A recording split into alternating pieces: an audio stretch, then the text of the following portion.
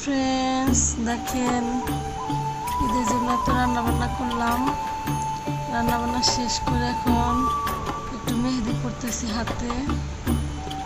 ভালো মেহেদি করতে পারি না যদিও, তারপরেও চেষ্টা করতেছি আর কি।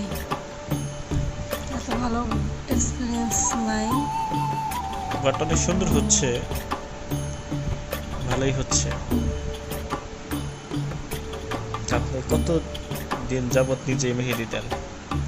আমি ছোটবেলার থেকে নিজে নিজে মেহেদি দিই, কারো কাছে ওইভাবে দিই না। ভালো পারি না যদিও, মানে যে রকম পারি ওইভাবে আর কি দিই। না, আপনি আমাকে যে মেহেদি দিয়ে দিচ্ছেন ভালোই সুন্দর হয়েছে। থ্যাংক ইউ প্রশংসা করার জন্য। তো মেহেদি কি পুরো হাতে দিবেন নাকি?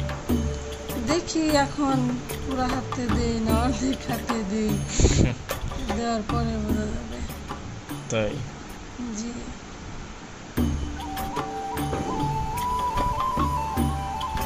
তো আপনার মেহেদি দিয়ে তো অনেক মানুষ দেখবে। হ্যাঁ দেখবে তো, দেখে হয়তো অনেকেই বলবে যে মেহেদি দেওয়াটা ভালো হয়নি, পারে না, অনেকেই অনেক কথা বলবে।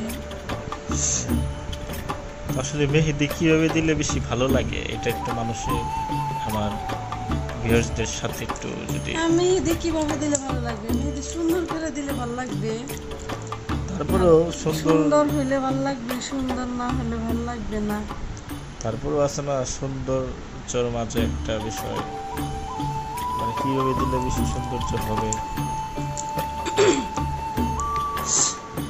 না, এটা হইতেছে সৌন্দর্য তো মেহেদি, আমার হাত তো এত সুন্দর না, এই জন্য মেহেদি ভালো হচ্ছে না।